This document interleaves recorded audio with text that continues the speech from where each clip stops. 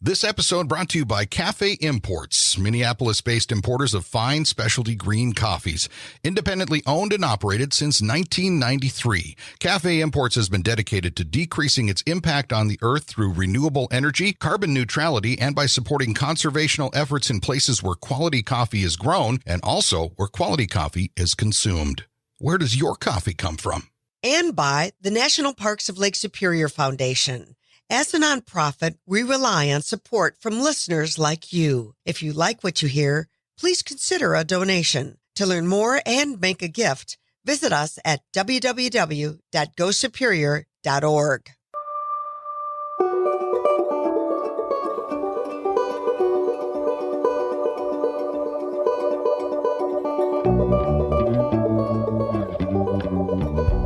Welcome to the Lake Superior Podcast. I'm Walt Lindala. And I'm Frida Waara.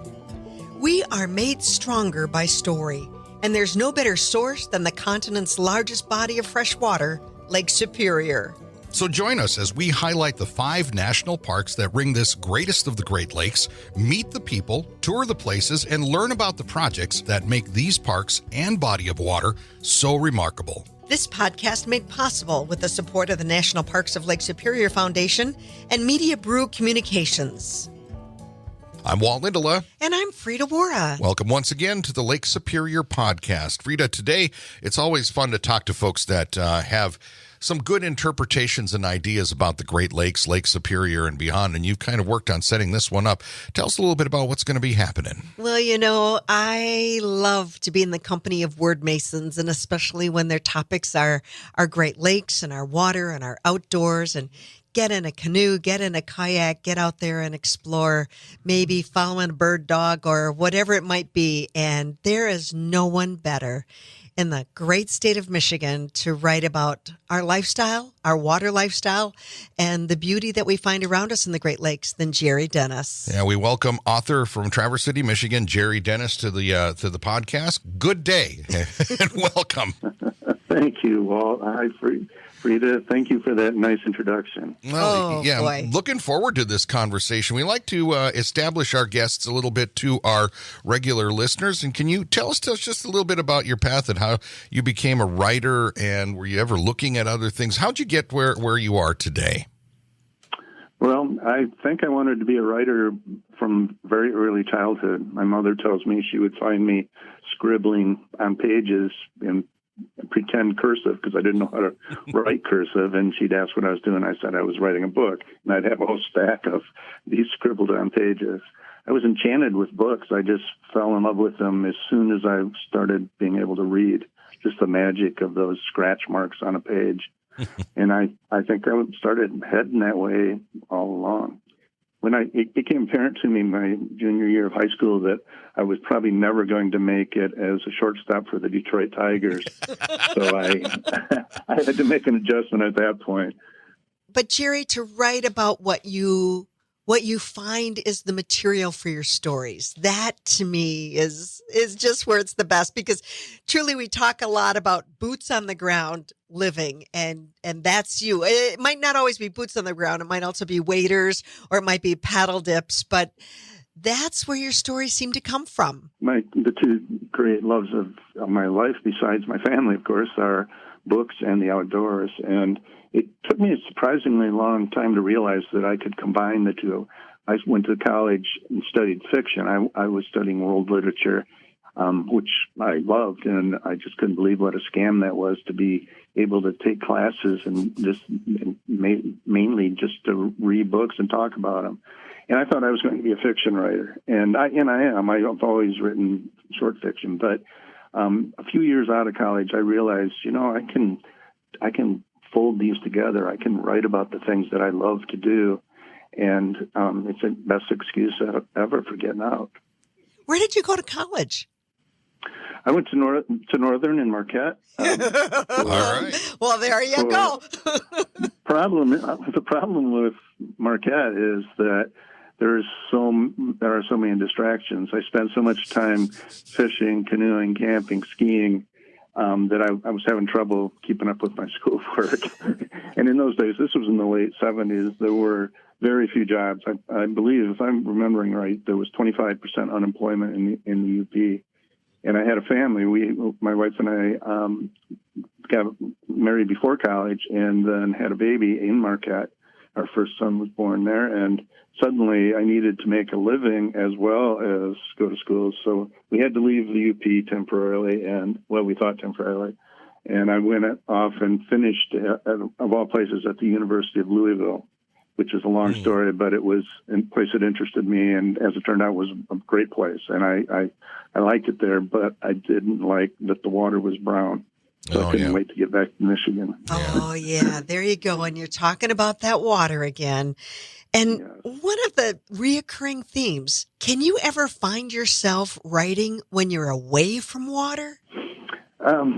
God, I don't know if I've ever even tried. I mean, obviously in Louisville, I think by missing it so badly down while we were there, I think I kind of shaped my future work, because I started writing a lot about what I was missing. And first and foremost were the rivers and lakes and the Great Lakes. I think my first inclination of writing a book about the Great Lakes occurred at Louisville, sitting up in my little attic study in this hot house with no air conditioning in a Ohio River Valley summer. I was thinking about cool, clean water and the Great Lakes, and I was thinking, boy, nobody has ever written the book I want to read about the Great Lakes. So out of that comes, your first work, and you've done 13 books, it says here, according to the information from Frida. And one of those was a new edition of a book that you actually published about 20 years ago. It's called The Living Great Lakes, Searching the Heart of the Inland Seas. Can you tell us a little bit about this particular piece? And then let's talk about your writing after that a little bit. But tell us about this book and what's that kind of its history and the message. Well, that's the one that was the eventual fruition of those days in Louisville, thinking about what I was missing. And that goes back to earliest childhood. My mother's family is multi-generation from Leelanau County. And I spent a good chunk of my childhood in Leelanau County on the shore of Lake Michigan, exploring it. We were given lots of tether in those days, and could go off anytime we wanted, basically, and explore and walk the beach and of course fish and do all the other things that I loved to do as a kid. And I can remember thinking there's something so magical about this place, and I loved the way that a marram grass would lean over and the tip would touch the sand in the dunes. And over a period of days, as the wind direction shifted, it would be a compass. It would form this perfect circle inscribed in the sand. And I didn't, later when I became, more serious about literature and read widely, I never saw anybody had written about that. And I thought, what else have they not written about? And it turns out all the things that really touched me, like the wind and the waves and the entire ecosystem and the history of the lakes. And so I had started writing books of essays and nonfiction that were being published by St. Martin's Press in New York. And one day I was just having a conversation with my editor. We were talking about what could be next. And I said, what about a book about the Great Lakes? And he said, not very sexy. I just mentioned to him somehow in passing that you can't see across Lake Michigan, because I assumed he knew it. And he said, wait. You can't see across Lake Michigan? And I said, no, you can't see across any of the Great Lakes. And he said, well, I didn't know that. And if I didn't know that, lots of people don't know that. We have to do this book. And that's how I got a contract. And there it is. About the Great Lakes. Yeah. So you go from there. You start writing about the Great Lakes. You start telling these stories. How much of what you wrote about or write about is based on your thoughts and like you're mentioning that you missed it and you wanted it, and how much comes from perhaps actual experiences when you're writing about these things? Well, a lot of it comes from my experiences, a lifetime basically on the water. And I wanted to tell the story of the Great Lakes, but I didn't want it to be just a boring chronicle. I wanted it to be a narrative. And it took a while to get that. I spent about 3 years just traveling around the lakes. I circled all 5 lakes twice and stopping in ports and interviewing people and just looking for a way to get into the subject to enter it, which is why I used the subtitle, searching for the heart of the inland seas. It was hard to find because it's huge. It's a huge subject. It's pretty audacious to think you can write the story of the Great Lakes in one volume. I was determined to do it. And the key for me finally was I realized I had to tell the story from the decks of boats. And I did that then with several kinds of boats, but the primary one, the through line of the whole story is the schooner Malabar that I became a crew member on, and we sailed it from Grand Traverse Bay on Lake Michigan to Bar Harbor, Maine. Went across, 4 of the 5 Great Lakes and down and across the Erie Canal to the Hudson River, down to New York, around Manhattan, and then up Long Island Sound to the ocean, open ocean, and across to Maine. And then adventure, it was an adventure because we had a lot of things go wrong, a really fun kind of storytelling way. That became a way to tell the story of the lakes, to pull all those elements together, the environmental history, the human history, the natural history, and my own experiences I was able to weave in as well. Well, and the Malabar is not just a cruise ship either, is it, Jerry? No, it's a 2-masted schooner that was built in the 1970s in Connecticut and was used for day trips, primarily taking people out for sunset cruises and for weddings and things. And that's what it was used for in Traverse City for many years. But it fell into disrepair and needed a lot of work. And so the owners sold it to a gentleman in Bar Harbor, Maine, who did those kind of trips. And I helped a little bit. There was a crew that was working on the vessel to repair her. She was concrete hull, and which was new to me. I had never seen that as ferro cement, a framework of steel rods with concrete, a special concrete mix molded onto her. And that concrete was deteriorating, so the crew was repairing that, and I got to watch them, help them a little bit on it for a month or so before we set sail. So, it was a working boat for sure, but not, cargo or anything. It's certainly one thing to set off, first of all, just to sail the Great Lakes, but to do it in a boat that's got some hull repair that's necessary. But that's very gutsy, very, very gutsy. So, okay. Go ahead. Yeah, no, I was gonna follow up on what she said, that, you're out there and you've got that challenge then of keeping the ship, in effect, ship shape and being able to do this traversing that you're doing. But then you're also out there taking it all in, and that really kind of showed itself in your writing then, didn't it? Well, it did. It was a revelation to me to realize how fast-paced my life had become. And I've kind of prided myself all my adult life in not being very fast-paced because, after all, I'm a writer who gets to spend a lot of time outdoors where I am very at ease and comfortable. And gradually I realized I had become addicted to social media and, my phone and to this sort of adrenaline-drenched pace that you can get caught up in that makes you feel good temporarily, but is really exhausting, and who knows what kind of damage it does to you in the long run. Suddenly we're on this boat for 30 days without contact with the outside world. We had no social media. We had an emergency phone, but I never used that. I would wait when we'd get to ports. I would call home. But day after day, for hours on end, we're just cruising along, and there wasn't a lot to do except sit and take it all in, and in my case, write notes. I ended up writing a good share of the book in longhand on the deck of that boat. And I remember thinking, why haven't I been doing this all my life? This is the pace I want my life to be lived. But of course, We're talking with Jerry Dennis here today, who is an author from Traverse City, Michigan, about Great Lakes, Lake Superior, and the other Great Lakes. And Frida mentioned something in her notes here about something with the word flow and it being an acronym for the love of water. This got some special attention or some special meaning to you, but it also sounds like water is central for basically what you write about. Can you talk about flow a little bit and then how that all works as a theme for you? Well, flow is a very important nonfiction or nonprofit organization for love of water that was started by my friend Jim Olson, who's an environmental attorney of renown. He's famous nationally for his work in protecting and defending water.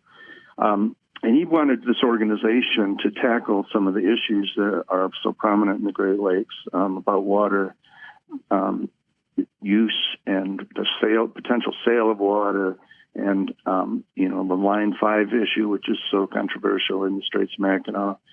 And so right from the beginning, I've been a supporter of that group and have helped them in various ways, and always try to mention them because they are doing such important work. So I urge people to look them up at forloveofwater.org. But for me, the water flows through it. I was, to steal a line from a great book, a river runs through it. I grew up on a series of inland lakes as a child, and within a half-hour drive of Lake Michigan, everything centered around water. Summer, spring, winter, and fall, I was always on the water. It was doing something, from water skiing to ice fishing. And so it became natural when I wanted to write about the things that I care about. And that was my goal right from the beginning. I could have been a hired gun, to write about whatever the assignment was, and I'm sure I would have been fine at that, would have been a fulfilling life, but I wanted to write about the things I cared deeply about, and the natural world, and especially water, kept coming up over and over in book after book after book. What stories in particular have come from your time on Lake Superior? Oh, man, there's been so many. When I was in college in Marquette, there was a weekend when I couldn't sit home anymore, and I took off. Our car wasn't reliable enough to drive any distance, so I hitchhiked across the northern portion of the UP to Seney. I wanted to fish the rivers, and get some adventure on my own, just hike and fish and wade and camp as I went. Well, the mosquitoes were unbelievable. It was unbearable. I've been around a lot of mosquitoes in my life. I've never seen anything like that. So I jumped back on the highway and hitchhiked back toward Marquette and got asked to be dropped off at our train. And then I hiked along the beach east of there, past the Face in the Rock, which many of your listeners are familiar with, I'm sure, and found a great spot to set up my tent and spent the weekend just basically sitting in the wind with the waves breaking on the rocks around me, thinking. And that was a turning point in my life. I realized, yes, I'm a student of literature, but this is the kind of literature I want to make. I want to somehow capture what this feels like, everything about it, the sounds, the smells. So that was a turning point. That incident has shown up in a couple of my books. But I've also had these great adventures with friends and family, hiking the beaches all the way around Lake Superior. My wife and I, when we were first married, took a van and set off across the continent for 6 months, and we started our trip heading to Lake Superior and driving the north shore on Highway 17, the Trans-Canada Highway, and just leapfrogged along the way from beach to rocky outcropping, set up our tent and eat wild blueberries and watching Lake Superior. And that trip is where I told my wife for the first time that I wanted to be a writer. Mm. You talk so much about all the lakes, but how do you describe Lake Superior? Well, it's my favorite. It's still wild. It's still clean. I don't hesitate to drink from the out, offshore, out in the open lake. I would dip a cup of water out of it and drink it without any hesitation. You can't. I wouldn't do that in any of the other lakes. It's the weather and the water and the landscape are so entwined. I love looking at the wind warped pines along the shore, seeing that that shape that they take in this constant wind off the water, and how dynamic that is, and how emblematic it is of the region. The smell of the lake, and of course, really everything about it. So that's where I go whenever I need to be replenished. I head north, and we're 150 miles from it, which is too bad. Well, it's funny you mentioned that, because like myself, I grew up in the Copper Country. I grew up outside of Houghton on Portage Lake in a little town called Chassel. If you're from up here, you have an idea of where it is. And so, but I've been living in Marquette since the mid 80s. And my wife and I, who was originally from the Detroit area, we will go on a trip. We might go visit some friends or family or something in Detroit, or go to Chicago or wherever, we normally go from up here. And the first thing that we do when we get back into Marquette is to, at the very least, go for a drive along the lake around Presque Isle and Marquette, and then just kind of get that energy of the lake. And it's really interesting listening to you as an author putting this into words, because sometimes it's really hard to do that, because you just you're so used to it, or you're so overwhelmed by it, or whatever. And you're doing that with these, in particular about Lake Superior, but all of the Great Lakes. How do you do that? And when you're like sitting at your desk and you're working as a disciplined writer, how do you work on doing that? I mean, what is your process? Well, it's challenging in the sense that when you live in a place for a long time, it gets harder to see it. Mm-hmm. You sort of get immune to it, or you get calloused or something. And the way I fight that is, first of all, not repeating myself. I don't cover the same subject specifically many times like some writers do. I mean, they become known for a certain subject, fly fishing for trout, say, and they can make a very satisfying career out of just doing that. But I'm trying to do something different. I'm trying to really get at what a place is, what it really is like, its true nature and its true character, the thing that makes it unique in the world.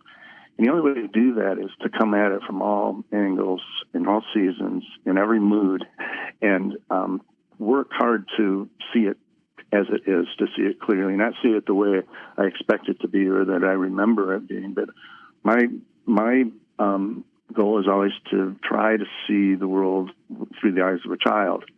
If we all remember that when you're a child, everything is wondrous. And then we get kind of immune to it. But the fact is, everything is wondrous. And if we can reconnect with those perceptions of childhood, then it comes clear to you how wonderful it is. You have been at that desk for coming on 4 decades. Jerry, has your message changed? There's been so much in this world. We didn't... 40 years ago, we didn't even really entertain climate change. I know it was out there and some folks were probably trying to warn us, but so many aspects of what your message is.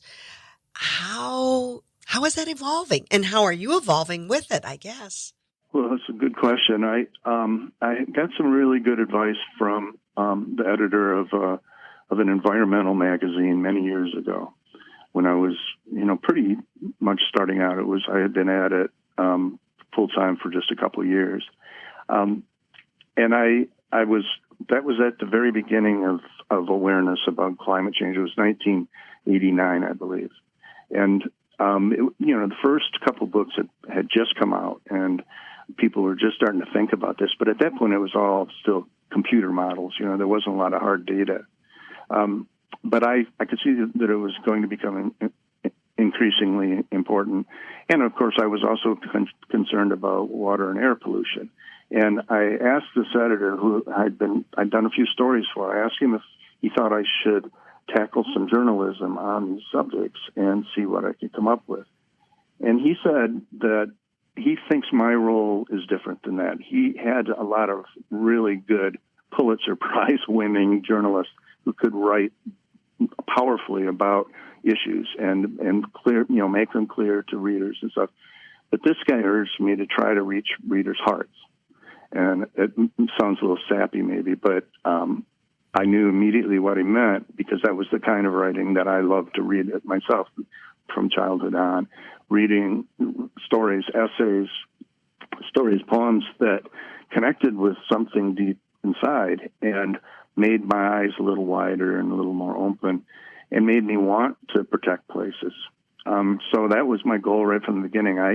I'll try to convince people through their hearts instead of their minds, because it's what I'm probably better at, and or maybe I'm just not very effective at convincing people with, to think other than they do. But I can make them feel something, and I've seen it over and over all my life, that when people feel a connection with a place, then they want to protect it.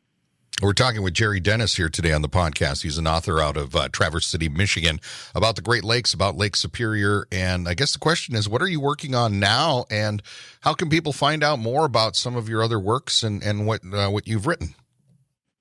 Well, I spent the winter finishing a collection of poems, which is a matter of great hilarity to my wife, because she made me promise when we were first married that I would never be a poet, because we had just been in San Francisco and seen how the hippies selling their mimeograph sheets for 25 cents each to make a living. So she figured that's what I would end up as if she let me. So finally, she's given me permission to write poetry, which has always been a love of mine. And I'm putting the finishing touches on a new and selected book of essays. I picked 40 of my favorite essays out of 10 books, and plus a dozen or so new ones, and are compiling those into a volume. And how do people find out about your books? Do you have a website for yourself as an author, or do you work through a particular house? I mean, how can they get some of your books if they're interested? Yeah, of course, they're always available at every bookstore or online. But my website, I keep a calendar of events, speaking engagements, and recent, stories that have been published, and a description of all the books. And that's at jerrydennis.net. Is there some place, do you have a favorite time of year to write about? Is there maybe somewhere? I mean, Frida and I have been watching and talking kind of here as you've been talking, looking at each other, and I can see we're wondering a little bit of the same thing. Is like, what's kind of your favorite, especially if we're talking about telling the Lake Superior story? Is there a favorite season, a favorite place, or something like that that really gets you going with your writing? Oh, sure. For most of my life, I always thought autumn was my favorite season, but hey, I'm 69 years old now, and, it's not as romantic to see the world declining as it used to be. Mm-hmm. I found myself more and more enamored with spring and all the things that you can do in the spring, from mushroom hunting to fishing to birding. I'm a passionate birder. I love to watch the migrant warblers arriving and keep track of them. And my favorite place is on Lake Superior, but I can't tell you where it is. I mean, it's an amazing place. You have to take about 15 miles of gravel road to get to it, dirt and gravel. And it's a gorgeous stretch of beach that there's rarely anybody on. And my wife and I we hike the beach, we camp, we search for agates and watch birds. Every May we do that. Well, we certainly understand why you don't necessarily want to share that, but it's been a pleasure having a chat with you here today about this. Hopefully you get some folks to check out your books. Again, that website for you is what? jerrydennis.net. Jerry, it's been a pleasure having you on the podcast here today. Best of luck with everything. Enjoy the Great Lakes, enjoy Lake Superior, and we hope to talk with you again soon. Thank you, you guys. That's Jerry Dennis, who is an author out of Traverse City, Michigan, talking about his books and writings on the Great Lakes, and especially Lake Superior. And Frida, it's interesting because he made a comment about how the more you are somewhere, the less you see it. And there is a definite truth to that for myself, having lived along Lake Superior in Marquette for 35, 37 years now. I don't disrespect it and I don't sell it short, but it does become sort of the, you know what I mean? It's like you get used to it. Like, sure. I know I've told the story before, but with the Blues Fest that I helped produce in Marquette, there was a writer and his wife from Detroit that came up for it, and they operate a magazine out of Detroit. And they said, why don't you ever talk about that? And it was like, we thought we were talking about the old Ordock in downtown Marquette by the park. He said, no, the big lake is, you're on Lake Superior. This is a great spot for a festival and a great place to be. And it's like, well, yeah, obviously, but none of us thought of it because it's always there. But Jerry really, in my opinion, tapped into that energy, that creativity, the thing I talk about, how there's just a power in Lake Superior. And I think it's really in his writings. And what I felt was we need to have somebody with us. So what we need to do is be a little bit of a guide, because as soon as, like he mentioned, through the eyes of a child, and it might not be a child, but somebody knew, the idea that someone knew. So, just that we realize how much people need what we have right around us. Mm-hmm. The other thing I got from him, Walt, I can't go for a walk anymore without having a paper and pencil in my pack. I know. It's like, you're going to have ideas that are going to hit you. Yeah, and write that down. We all saw that, how he described that simple thing, like how the dune grass will bend over and etch a little compass, a circle. And the true. Animal tracks, from the geese to the turtles to, somebody else's dog running down the beach. It's really fascinating, and just pay attention. Well, it's really interesting how this whole conversation really kind of moved around, how he went from the various Great Lakes to the obvious power of Lake Superior, which is why we like to talk about Lake Superior and the national parks around it. If there's something that you want us to talk about, maybe you've got someone you know as a writer, an author, an experience or something, you can get us a message through the National Parks of Lake Superior Foundation website, wherever you're downloading this particular podcast from. You can send us some thoughts on it. They'll get to us, because we're always looking for folks to talk about and stories to tell about the big lake. And this was really good. That was Jerry Dennis, author from Traverse City, Michigan, and we certainly appreciate his time today. That's going to do it for this time around on the Lake Superior podcast. I'm Walt Lindala. I'm Frida Waara. Thanks for listening. The National Parks of Lake Superior Foundation, NPLSF, is the only official nonprofit 501c3 fundraising partner of the National Park Service for all 5 U.S. national park sites on Lake Superior. To learn more about NPLSF projects and programs, you can visit the website at nplsf.org or friend them on Facebook. I'm Frida Waara. And I'm Walt Lindala. Thanks for listening to the Lake Superior podcast. This podcast made possible with the support of the National Parks of Lake Superior Foundation and Media Brew Communications. This episode brought to you by Cafe Imports, Minneapolis-based importers of fine specialty green coffees. Independently owned and operated since 1993, Cafe Imports has been dedicated to decreasing its impact on the earth through renewable energy, carbon neutrality, and by supporting conservational efforts in places where quality coffee is grown and also where quality coffee is consumed. Where does your coffee come from? And by the National Parks of Lake Superior Foundation. As a nonprofit, we rely on support from listeners like you. If you like what you hear, please consider a donation. To learn more and make a gift, visit us at www.gosuperior.org.